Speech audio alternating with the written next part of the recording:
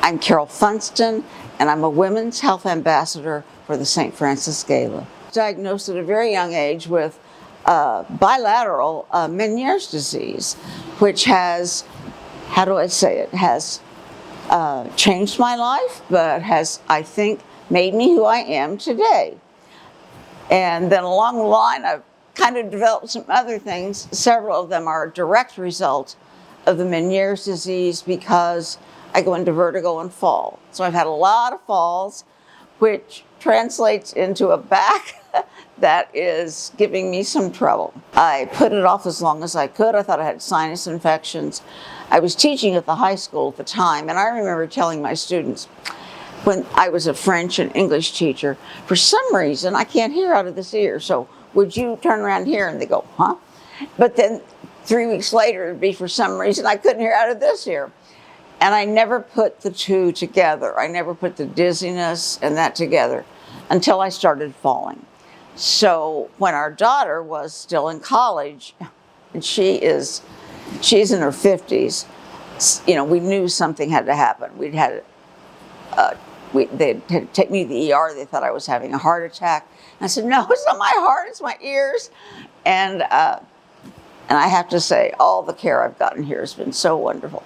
Anyway, Stephanie drove me down to a specialist in St. Joseph, who is no longer there, and he diagnosed me like that. He said, we'll do this and this, but he says, I can tell you right now, you have Meniere's disease, which I did.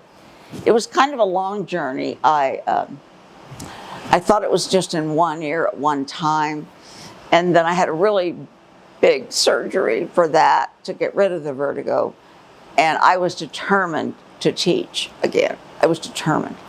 And my doctor in St. Joe told me, I think you better rethink it. And I said, I've already signed my contract. I'm going back. That's an example of where God was telling me, Carole, and I didn't listen. So then they found out I had it in both ears. And I lasted, I think, 2 months at that position. I hated that, but I couldn't do it. I hope I have a strong faith, although there have been times I've said to the Lord, okay, God, would you just write it in the sky and then let me take a picture of it so I can see it? But normally it's that still small voice. And when I don't listen to it, I get into trouble. So I have that wonderful church family. A family that is beyond wonderful.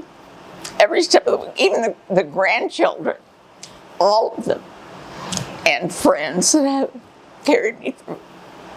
So, but I have to say, anytime that ambulance stops at St. Francis, I'm in good hands.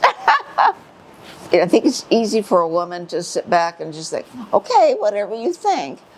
But I think that the more input we can give to our health caregivers, honestly, I think that makes a difference. I really do. It's women, and almost all of us are not only caregivers, sometimes we're caregivers for our children, our grandchildren, sometimes our parents, as we have been.